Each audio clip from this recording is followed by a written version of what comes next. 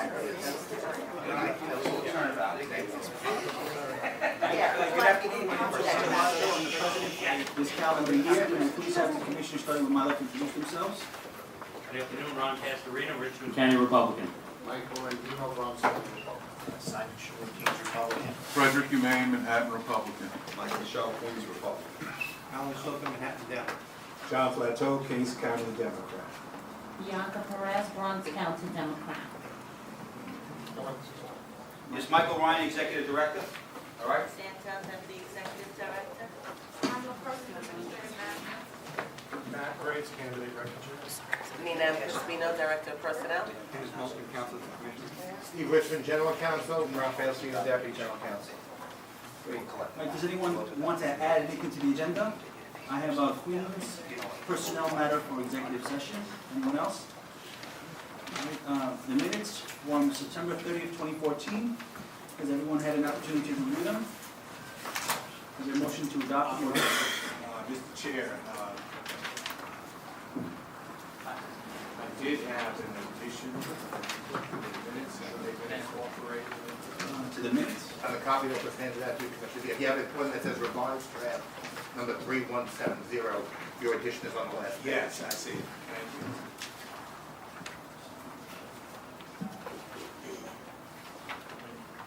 Can we have, can I just table these minutes, because I really need to review the revised, for a second? Second. All in favor? Anybody opposed or abstaining? The motion carries, they'll be back on the agenda next week. Michael Ryan. Yes,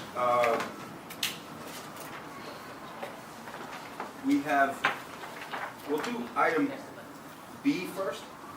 That will be Mr. Graves will report on the draft notice to candidates for the November 4th general election. That will be 2B on the agenda. Good afternoon, Commissioners. Before you, you have the draft of the notice to all candidates for the general election.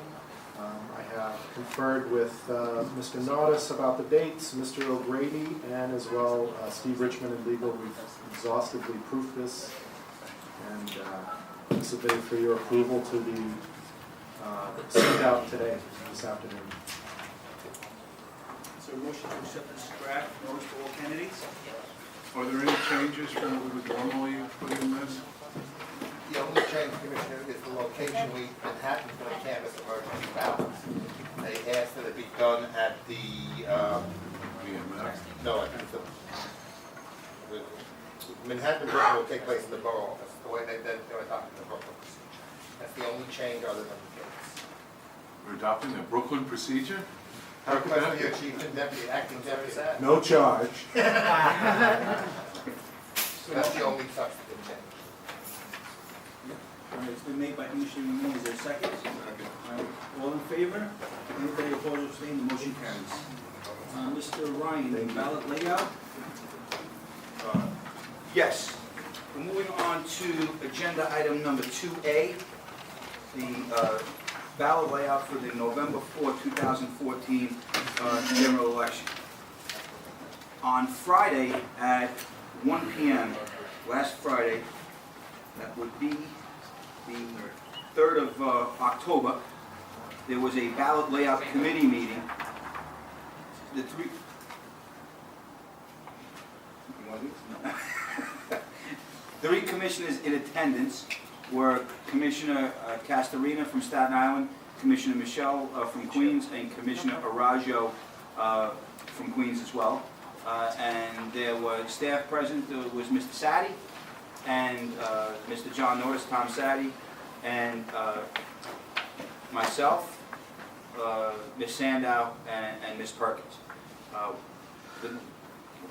You didn't go? I'm sorry. Ms. Perkins was not in attendance, but myself and Ms. Sandow were for some of the meeting. The meeting was, in fact, pursuant to the open meetings rules, recorded, and it was ultimately posted to the website, as well as there was prior notice given to the public for any members of the public to attend.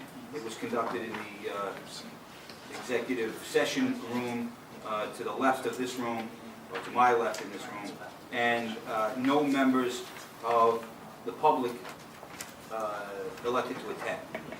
In any event, the various ballot samples were presented to the commissioners. Some of the amendments slash additions to the ballot were made from the ballots that were submitted on Friday, including on the top, and I believe this was Commissioner Flateau's request slash suggestion, and it has been incorporated into the ballot. You'll notice that in the portion of the ballot at the top that staff tells me the size of which does not change irrespective of what else is going on with the ballot. You'll notice that next to the words, see enclosed instructions, you'll see the word proposals on the other side. So that is a notice to the voters that there will in fact be proposals on the reverse side of the ballot. In addition to that, a further instruction, which was at the suggestion of one of the other commissioners in attendance of the meeting, and excuse me for not remembering who it was, I believe it might have been Commissioner Michelle. I think we all work as one. Right, okay. But certainly, it's the full recommendation of the ballot committee. Thank you, Ballot thank you, layout Mr. committee. Ryan. Thank you. Right. And like, Commissioner Castorino was an integral part of the conversation as well as Commissioner Rogers. So now I mentioned everyone's Appreciate name. that, thank you. All right, Mr. Ryan. and we can move on from there. But in any event, you'll see at the bottom, it says proposals on the other side, and with a hand arrow indicating to folks to turn the ballot over. So I think that that's going to be a helpful instruction ultimately to the voters. And I think the rationale behind that was in case they missed it up on top, as they go down the line or however manner they want to go to, they reach the bottom, they'll catch their eye and hopefully prompt them to turn it over. And given all of the concerns of the ballots in each county and the requirement ultimately that we maintain a consistent font size, and Mr. Flax is not here to hear my distinction of font size as opposed to just plain old font. We end up with a 9-point font size for this upcoming election, despite the fact that some of the ballots in the various counties are quite busy with justices of the Supreme Court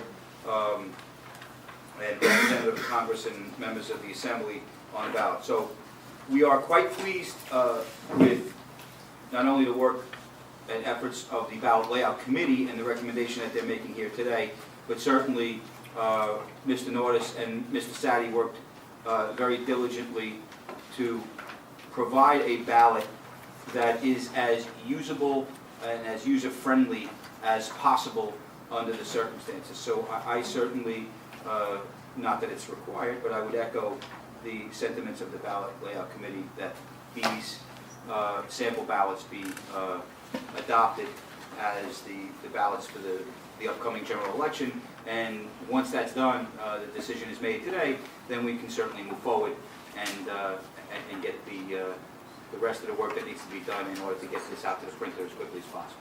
Mr. Sadi, is there anything you want to add to Mr. Ryan has indicated? There's just one very minor thing that I'd like to add. We did notice after the production of these sample ballots, but before printing any ballots, that the candidates for Controller and Attorney General, Robert Antonacci and Thomas P. DiNapoli for the Controller, and John Cahill and Eric T. Schneiderman for the Attorney General, have merged party lines. Robert Antonacci and John Cahill both have the Stop Common Core line, and Thomas P. DiNapoli and Eric T. Schneiderman both have the Women's Equality line. So by the constraints of the law, they have to merge those two parties, and I know that there's litigation going on with those currently. So how it will appear on our ballots is that in the conservative line for Antonacci and the conservative line for Cahill, below the word conservative will appear the word Stop Common Core, and for Thomas P. DiNapoli and for Eric T. Schneiderman, below the Independence Party will appear the Women's Equality line. And so that the record is clear, that is in keeping with the recommended ballot layout by the New York State Board of Elections. Yes, sir. And although we did not follow all of their recommendations, including the wraparound is not the same. And you'll notice that this ballot was prepped in keeping with the longstanding position of this board to keep a blank below the Democrat and below the Republican candidates. And you'll notice that is that way on this ballot as well. That's correct. Now, the other thing, just for the purposes of clarification, we're going to go about the business assuming that we get the votes today, and then next week we'll come back with a recommended, a recommendation of the percentage of ballots that we need to order. I can make a recommendation now if you'd like, something to discuss. Well, my question to you is, if it needs to be done today, we'll do it today. If it can wait for further internal discussion, I would prefer to do that, but certainly if it's going to impede at all your schedule, in terms of production of ballots, then we can have the conversation now. It would be preferable to do it today? Okay, I mean, because we had a preliminary conversation, so I'm not uncomfortable with that, so go ahead. All right, before you do that, let's. Sure. Yeah, before we move to the numbers, let's talk about the ballot form. And some of us have been looking at this, and it seems to me that in the Comptroller and Attorney General, the location of Clifton and Person seems to be a little out of whack given the snaking that we usually do. Now, I understand that Mr. McDermott is the Libertarian Party candidate for governor, and we seem to have included that below the Libertarian line, but I guess I would want to argue that it should go underneath the Green Party over on the side so that it doesn't, it does not impact on the main parties or the standing parties, whatever you want to call them. There was some discussion of that, and what we have here is essentially a competition between the different standards that are applied to the governor versus the comptroller. Since we have to merge on governor and comptroller and attorney general, and we don't, by statute, cannot merge on the governor's line, a value judgment was made to keep those parties in the same location under each contest. Since we had to keep with the commissioner's standard of a blank under the Democrat and a blank under the Republican, we don't have the room on the right side of the column in the governor's race. So if we were to do, and it's ultimately the commissioner's decision, but if we were to do as suggested, then the Libertarian would be located under in one spot on the governor's line, and then in a different spot under the comptroller and the attorney general. And so the thing was to try to keep it as organized as possible. And then the other thing was, in terms of ballot order, we go in the order of parties first and don't swap independent bodies for parties. So as you're reading from right to left, you're going to come across a party that has ballot position first, like the Libertarian, as opposed to an independent body, like Women's Equality. So if you want to flip it and put the Libertarian, you'd have to move then Libertarian over to, say, Women's Equality to do as... What's the difference between Libertarian and Women's Equality? Neither one are a party. Right. Just to be clear, I think, Commissioner Humane, you hit it, and it's just a discussion, but the reason why candidate Clifton and candidate Person appear where they are is to keep the Libertarian Party consistent. That's something that we've always tried to do as often as practicable. But it's a balance, But I because we understand. also try and keep the I do minor understand. parties or the people, the independent lines over and snake them going from left to right, and then as they snake it down to try and keep the regular parties without people underneath them. So it's a balancing of what we want to do, so that there's precedent for both. And I think that we ought to move it over to the, as far right, and keep the 5 standing parties. You have 6 standing parties. So that's the point, each party has, the Green Party has ballots now. They're still on the top line. Yeah, but you're still gonna be violating an established party's laws. No, you move Libertarian over to That's the Women's Green Equality, Party. That's the under the Green. but then they won't be next to Republican and Democrat in the controller, Attorney General. Well, they're the least of the, they're the 6th of the 6 then. So that's why I would move it over to there. Right.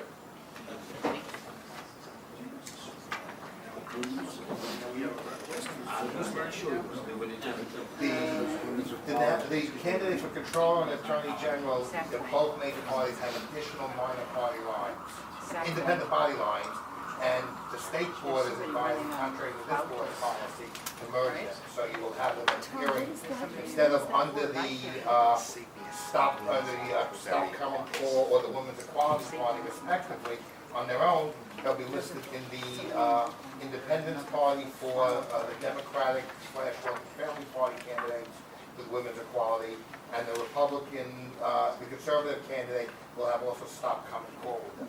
That's the basis of the litigation for that, and it will also apply to Mr. Lally in the 3rd Congressional District here in the city. I guess the only recommendation, and certainly Mr. Sadi, you could jump in as well, from staff would be whatever the decision is that's ultimately made by the commissioners, is that if we say move Libertarian, that it end up being in the same place consistently down the line, that we wouldn't want it kind of hopscotching and being in one area on the ballot, in one spot, and then be in a different location, as we move down the line. Is it the filing, was it a lot, or was it the filing of the petition on a time basis to determine? Independent bodies like ours, the state board uses a similar format of first complete filing. So this follows that form. Yeah, this is the same rule we would apply if we have the order of independent bodies as when just went on its face. And in this case, since it was a statewide petition, they were all filed together with the appropriate schedule and cover sheet, outlining at least for the candidates for governor and the other statewide offices, the 100 signatures in each of the appropriate half of the congressional districts as well. The ballot follows the state format, and we have the ballot here. And it doesn't make a difference. No, it does make a difference if it's under the conservative line or under the Green Party line. It definitely makes a difference. No, Tom? I mean, John and I are just making a preliminary judgment. We'd have to lay it out to be sure. But the concern that I would have as far as layout is concerned is if we were to move the candidates for controller and attorney general on the Libertarian Party over to the 6th column, what we'd have to do is create a new party header above controller to put the 6 parties across and then the Libertarian Party below. And we're concerned that that would cause the ballot to go further down on the ballot, and could potentially.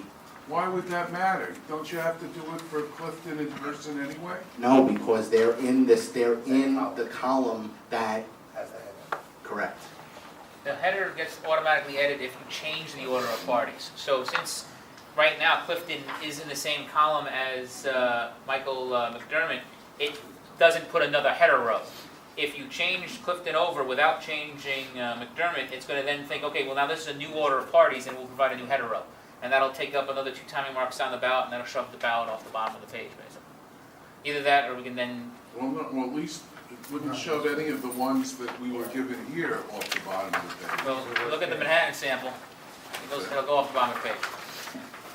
And as we were saying before, even though the Manhattan ballot right now is on a 17-inch ballot, if we moved Manhattan to a 19-inch ballot to accommodate that, it then slows down the overall production because that would put the majority of the city on a 19-inch ballot, which is a longer process to print because it has to go off press instead of digital, as opposed to what we're even doing right now.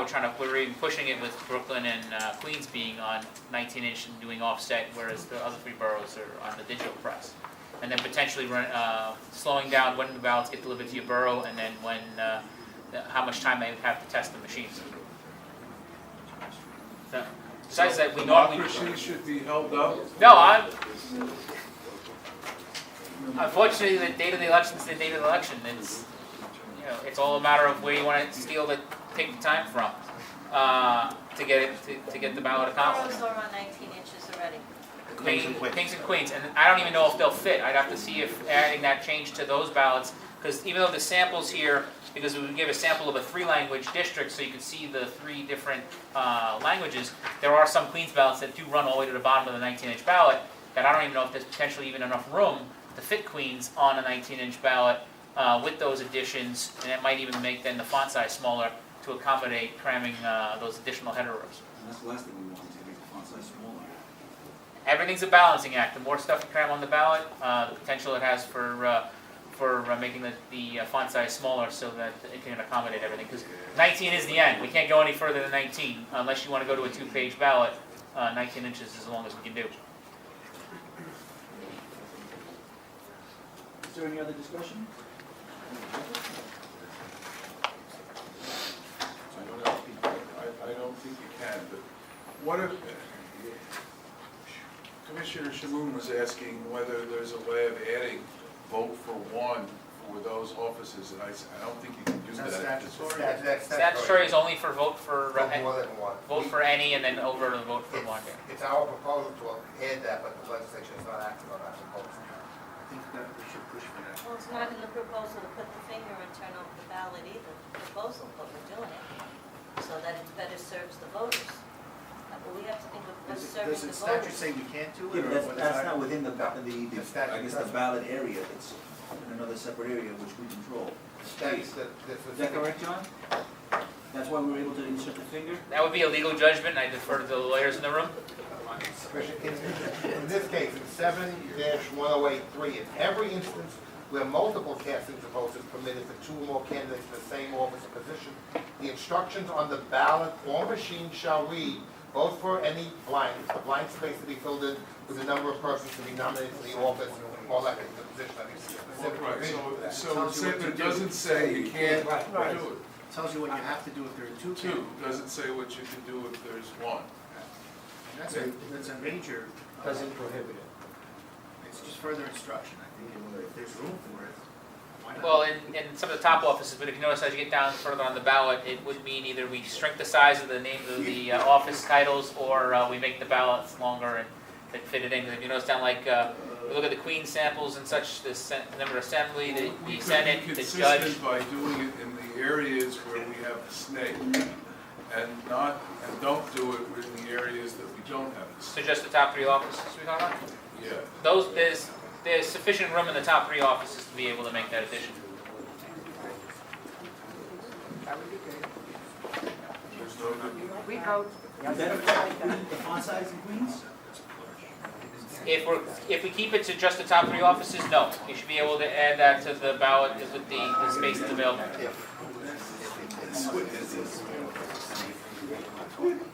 Yeah, but even though any potential next year. It's the top 3 in Congress. Right, what it would be, Chairman, Commissioners, can that's we what. call a vote on this item? Absolutely. You want to make a vote? I move that we adopt the report of the ballot committee of the Board of Elections. Okay, well, you're not gonna have 6 votes, so we wanna spend some more time Well, I discussing. didn't count them. Okay, I well, just made them. all right, well, you know, I'll second that motion, being part of the ballot committee. It's our work that's being presented. Our recommendation is being presented. Is there, all in favor? Aye. Anybody opposed or abstain? All in favor?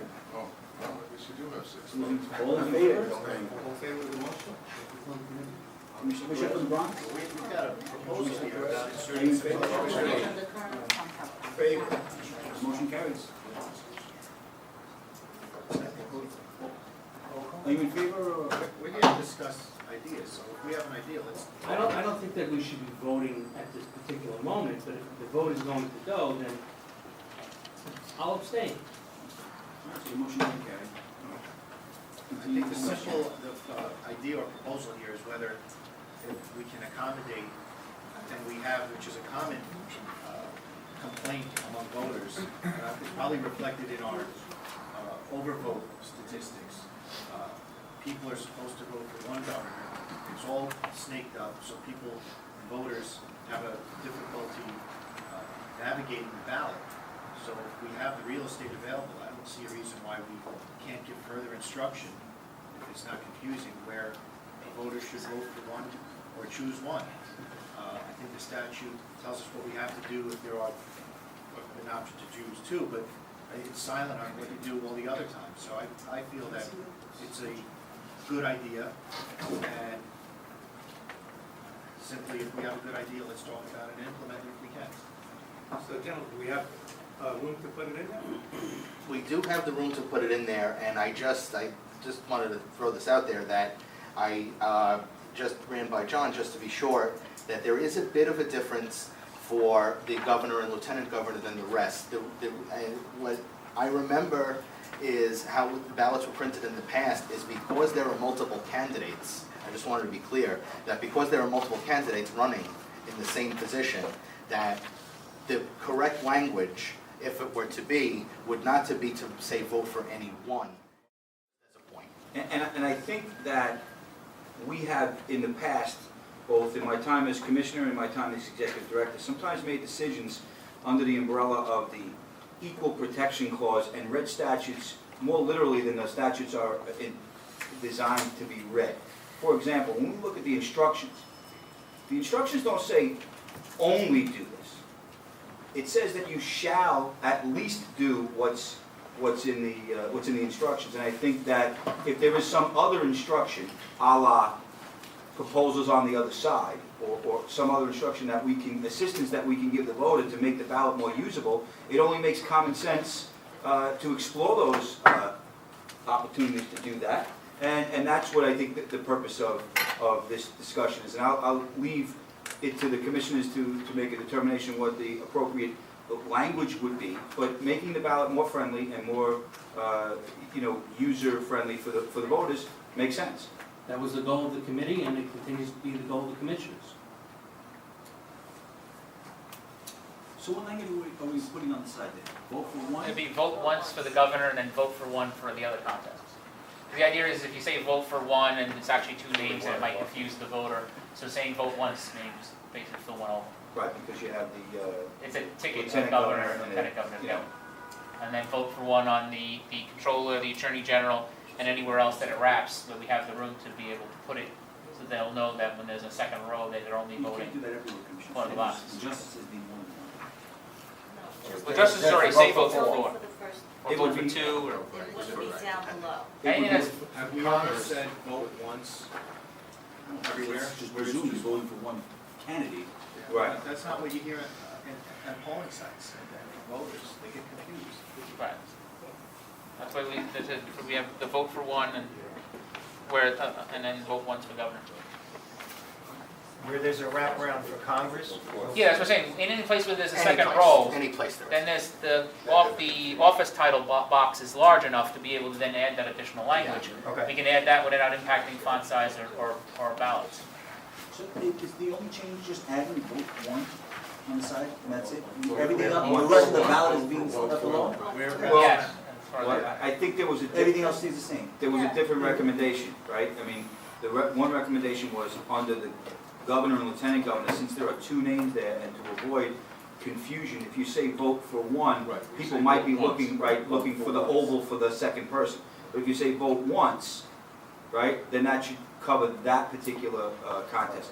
But then when you have comptroller and attorney general, even though they're only a single candidate, I would say, at least from a practical perspective, to keep the language consistent and say vote once. Vote once. You know, if we're gonna say vote once, do vote once. Don't go vote once and then go vote for one, right? I mean, I think. If I was reading that voting, I would know what that Right, I think so. I mean, that's, ballot. you know, that's where I land on that. And Tommy, John, this will no way affect the font size, correct? It's not gonna affect the font size, just the timing of building ballots, because at the direction of the ballot committee, we have already started working on the ballots, and then basically what this will do is go to start over again. Queens, it was recommended that you. Queens. Yes, You all work Queens, right, so all, Not all five. so, and in the same vein, basically, if we vote once and vote for one, which is still in the system, because that's what it used to say, back when we started all this, and then it's only right now being suppressed because of the interpretation of the law, that could be easily turned back on, and Queens won't be too far behind schedule. If I have to change them all to say vote once, then it's basically starting a lot more work to get Queens back on the road again. Let me ask you a question. When was this done? When was what done? The vote once, vote for one? In 2010, the first set of ballots that we used, it was, and prior years' ballots, when we used the B&B, so probably in 2006, we started the B&B ballots, we mirrored what the ballots at the time did, which was for tickets, it was vote once, meaning basically governor, lieutenant governor, or president, vice president, it said vote once. All of the contests said vote for one, unless it was more than one, then it said vote for any, and then replaced with whatever that number was. I So think vote in for this any recent four, primary, this came up, right?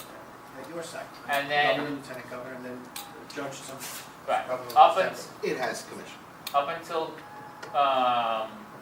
for the BMDs, so 06 through 09, it was done that way. 010, when we used the DS200s for the first time, we mirrored the ballots as on the letter machines, it was done that way. In 2011, there was a determination to look at the ballot, the law, look at the ballot, make sure everything in the ballot complied with the law. That's why we lost a lot of stuff that used to be on the ballot, logos, the vote for one, line numbers, battleship coordinates, there's a bunch of different things on there that are not in 7-106. All of that got removed, and since then, since 2011, the ballot has only said vote for any in contests of more than one, and it's been silent in the rest of the contests. But underlying, the coding for the software has always been able to say vote once and the vote for one for those as a contest. It's only been suppressed since we're not using it. So we can easily turn that back on and not delay too much, or I can go back and redo it with all of them saying vote once. It'll just increase the time it'll take before we can turn the ballots over to the print bank. So you tell me that in 2011, I likely voted to remove all that language? That is correct. I hereby reverse myself. Except I'm no longer a voting member of this board. How long It's a strange road, but How long will it take? to turn on the vote for one, to say vote for once for the governor and vote for one for those other contests, maybe about an hour, 2 hours. To reprogram it to say all of them vote once, it's probably another day to rechange in all the languages. Because the problem is, to change it is not just change it in English, you then got to get all of the translations in line with it. And right now it's all imported into the system and ignored, as opposed to redoing it all to get it back. So Do the 1 hour one. So you can get the vote once and vote for one, and then if you want, going forward, we can make the system then do the vote for once, so the next election it'll all say vote once. But for this election, it's a matter of, what your priorities are, as far as time, as far as getting the ballots done. Would the 1 day option put you in a crunch from a production standpoint? Get one extra day building them is one extra day print then for the printer, and then for 1 day lost on testing. And have we gone further than we are now in the time frame, As far as building a ballot? Queens is practically done. I think right now we're only waiting for the Chinese translators to finish proofing, and we were probably going to get that out today. I didn't ask that That's question. not the question the I'm sorry. Commissioner's asking. The question the Commissioner is asking, as a point of reference, as I understand it, is in prior elections, Yeah. are we beyond, critical mass at this point? And have we been later in the process in other elections and still made the deadline? We've been later, and we've run into problems where machines were being delivered on the morning of the election. In 2010, we were later than this, and we were delivering machines out the morning of, which is not a place we want to be. We have a lot. This is a full-blown election. We have every single machine going out, and we need the time to get all of those machines tested and set up and out the door. And considering on top of that, we're adding, especially in Queens, we're adding the added complexity of trilingual ballots, which we have not done before. we don't even know yet what issues are gonna arise because of this change. And we would want as much time as we can to deal with any of those issues. Never been done, so I can't even say what's gonna crop up because of the addition to trilingual that may need more time later on. And any day we can save, as always, is a day better than, I'd rather we get it done and we have an extra day than we're racing against the clock and hopefully we get it done at the last minute. So vote for one would be 1 hour change as opposed to. Because like I said, right now, if technically, if you wanna know, it actually says vote once and vote for any one. It's just in white font. So all it is changing the font back to black and then you'll be able to see it. Changing them all to say vote once means redoing it so that all the languages are then changed with all the appropriate translations are changed to get them all to say vote once instead of the vote for one, which is technically right now they're all saying. Tammy, I think someone wants to say something. Ms. Gray? Catherine Gray, a pool worker. I think, John, they only asked you for the top 3 to change, not every race. It's the top 3 in any place it wraps, so there's a bunch of contests. So, those few. I, as a poll worker, can't tell you how many times we get ballots back and have to get a second ballot, sometimes a third, because people don't understand the wraparound, and Commissioner Schmoo is right. It does cause a problem. In Park Slope, they're not stupid voters, and we have a lot of extra ballots wasted because I don't know if they're not stupid voters. we're not stupid voters. But He's making a bad joke with that. and the other thing I would like to see is, I know you can't put the dark lines in which separates the races, but could you change the font size or the color of write-in? That is like microscopic. The idea is to have more room for people to write than to tell them to write in. But you could put it the same size as independent. When you get to the smaller boxes, it Gets smaller, like this It one. gets very tricky about it. Yeah, so I keep seeing I'm those. more inclined to just delay it for an hour than a day in light of the effects that it's gonna have with students, to be honest. That's the only real concern that I have. So moved, Mr. Chairman. I just got a quick question, I don't know if you may have answered it, but is this gonna be in Chinese also? What, Sorry, the vote for one, sir. yeah, that's what I'm saying, it's, whenever we consider a change of adding something, it's in every language, so it's gonna be in Chinese, it's gonna be in Korean, Bengali, in Spanish, it's And gonna that be all in, could be done in an hour? because like I said, it's all there, it's just white, so changing it back to black, white. so there's. It's on the ballot right now. Because the dirty secret, the dirty secret of getting rid of it was we just hid it by making it white instead of getting rid of it. Assuming that one day, that when our bill passed and we got back what we wanted, which was vote for one, we would just turn it back to black and we'd have it again. Instead of deleting it all out and then reprogramming it not to do that, and then if we did get our bill passed, have to redo all that work. So if I bought dark glasses, maybe I see it. No. So the motion we have, You have to wear the 3D glasses. it's been seconded. White, All in favor? Motion is to do the 1 hour. Return it Vote back for on. one. Vote for one. Vote for one. Vote once for the governor, vote for one for the rest. Vote for one on the rest. Well, the controller, the attorney general, and any wraparound Congress district. And moving forward, I guess, we'll worry about it.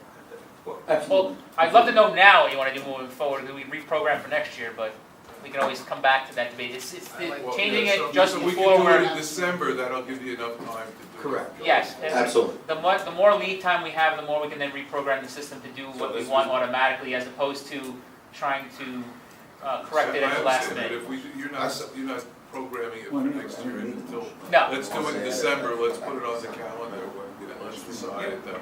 Remember when she made the motion? Absolutely. Oh, okay. Just a clarification. What's going to happen under the justices of the Supreme Court? Nothing. That's going to remain, It's gonna stay white, Where there's a unless you wear glasses. Well, just the Supreme Court, whether there's a vote for one or vote for more than one. well, that's what I'm saying.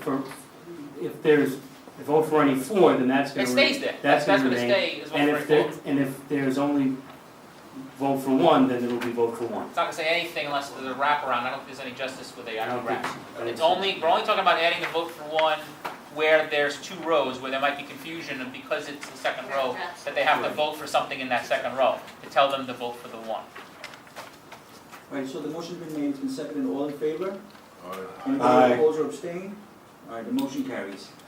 Commissioner Michelle has a motion as well. I would like to make a motion on, that you come back to us by December or January to review the, changing it to vote for one. And we have plenty of time to start changing it, like we did with the ballots, when we reviewed the ballots last year. We started right in January, we almost had it all done, so I want to make a motion that we have to have it done by December, January. Well, let's say January, in light of the fact that new commissioners will be joining the ballot layout committee. So the January application is to report back to the ballot layout committee at, let's say, the end of January. I second the motion. Okay. All in favor? Aye. Anybody opposed or abstain? All right, the motion carries. Thank you, Commissioners. Thank you. Thank you for that, Commissioners. I move to, No, we're gonna do the Decembers. okay, yes. Mr. Sadie. Based on past turnout from prior elections and the last gubernatorial election, what I would recommend is for the commissioners to print ballots for 80% of the registered voters for the city of New York. To give you some clarification, last year we did 90%, turnout was low, I don't remember exactly what it was, but it was around 25% or so, I think, citywide. The last time, the last gubernatorial election was the first time we had a full general election with the new equipment, and we printed ballots for 110% of the registered voters.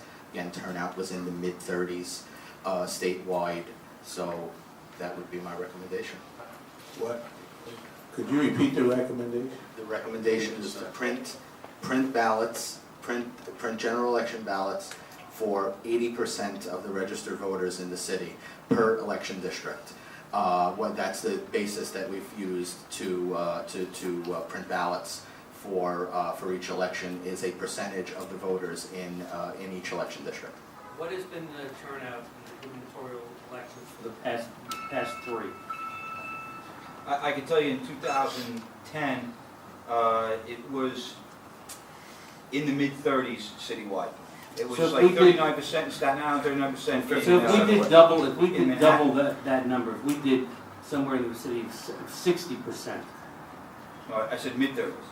or So 70%. well, again, in Staten Island, you had 39%, so that'll put you closer to 80. In Manhattan, you had 39%, which would put you closer to 80. And then the other ones were in the mid-30s, which would put you closer to 70. So, So is it your recommendation as well that 80% is a, that Is it was the good number? discussion that we had with the, but keep in mind, none of this is an exact science.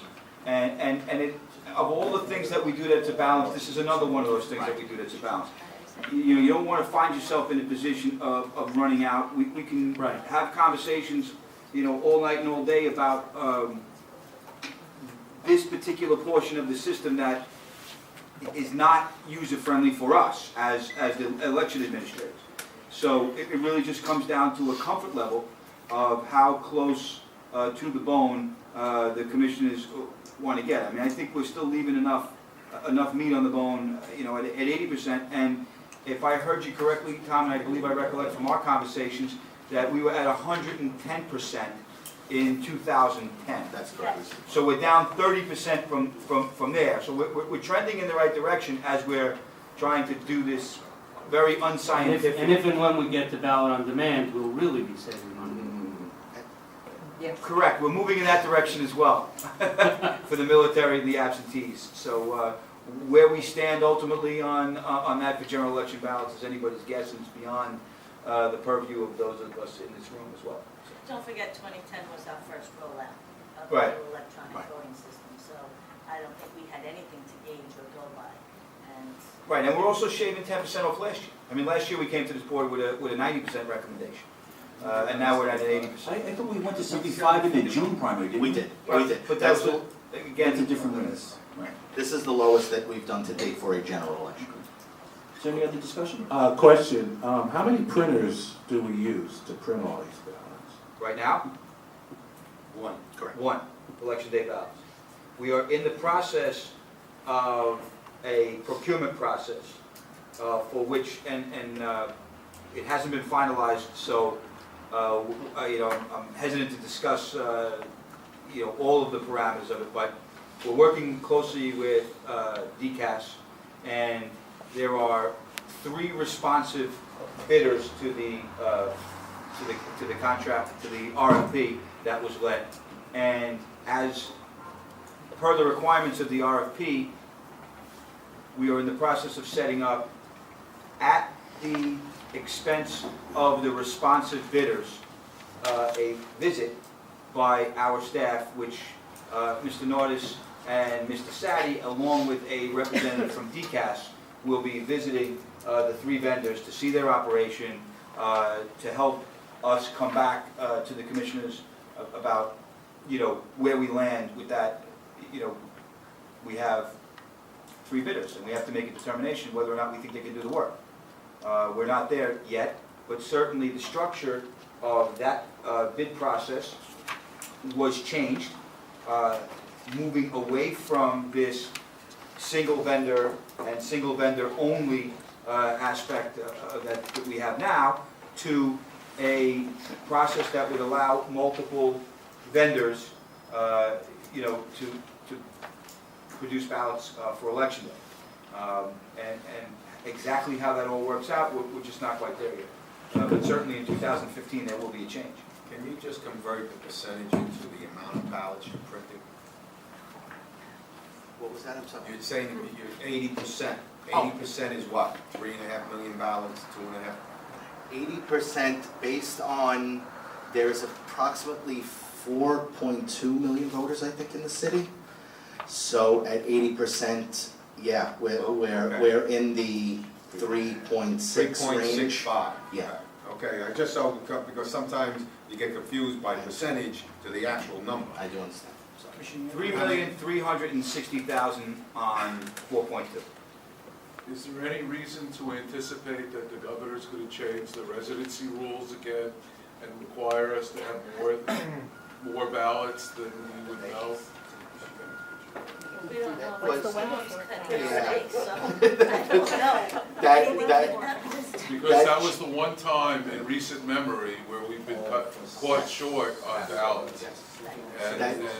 And we, if we had gotten some prior notice, we would have been okay, but we didn't. So we have the ability, just for the new commissioners, in a pinch, to generate additional ballots here if we need them, if something occurs, but we need to know that they're changing the rules before 5 o'clock on the night before the election, which didn't give us enough time to generate or distribute the additional ballots. So, but 80% seems... And the ballots cost how much? They are 39 cents per ballot for 14 and 17-inch ballots, and 45 cents for 19-inch ballots. So around 40 cents average. All right, so I move that we adopt the recommendation of 80%. Is there a second? Second. All in favor? Anybody Aye. opposed or abstain? All right, the motion carries. Thank you very much, Commissioners. Thank you. I move that we move for executive session for Queens personnel. I'm sorry. Is there any way to keep track of how many ballots that we have? Return to us, or yeah, we get a penny back. Other than that, I mean. Well, we know the voted. Theoretically, we know that this is No, because you could use 3, so voided you know. ballots. Right. So is there any way to keep track of that or no? Sure. I'm Do we not have- certain, I could double check that. I mean, certainly, you could do it on a straight turnout basis, but you're right, that would not accommodate, the voided ballots. So, Keep that in mind if you can. yep. Yes? We have a brand-new ballot reconciliation, I'm Kate Doran, League of Women Voters, I'm also a poll worker. We have a brand-new ballot reconciliation sheet that we have to prepare. So we have to make the numbers foot at the end of the night, the number we received, the number voted, the number voided, and the number left over. What I was simply saying to the commissioner was, I don't know how that's ultimately captured in the system in terms of producing a report. There are certain reports that we can just go in and they're already prepared, and I can click on it Right, and generate a gotcha. report in Right, under gotcha. a minute. Right, this is hand, this What is. I'm simply saying is, I don't know if Right. that's a specific report that's kept in the system. If it isn't, it is certainly one, the information is there. Correct. Whether we're capturing it as a specific report or Right. something else. It's in hard copy with Right, so the handwriting. question is, Right. if we're capturing it and it's already in the system and we could generate a report to do it, then we'll do it. And if it's not being captured in such a way that we could generate a report, I'll discuss with staff what it takes to capture that information appropriately. We know the information's there, it's like anything else. It's kind of like the white font. All right, it's there, but whether anybody's seeing it or not is something else altogether.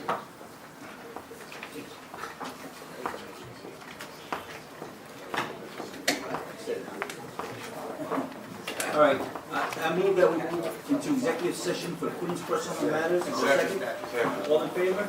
Anybody opposed or abstaining? The motion carries. We'll reconvene after the meeting. If not, we'll be back next Tuesday at 1:30. Thank you.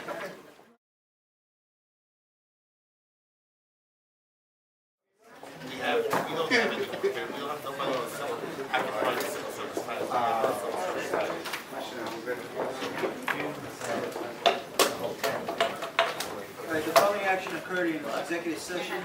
Philip Mion, computer operator, employed with the board since September 1925, 2005, has been granted an 84-hour advance of time to be used intermittently and paid back during his accruals.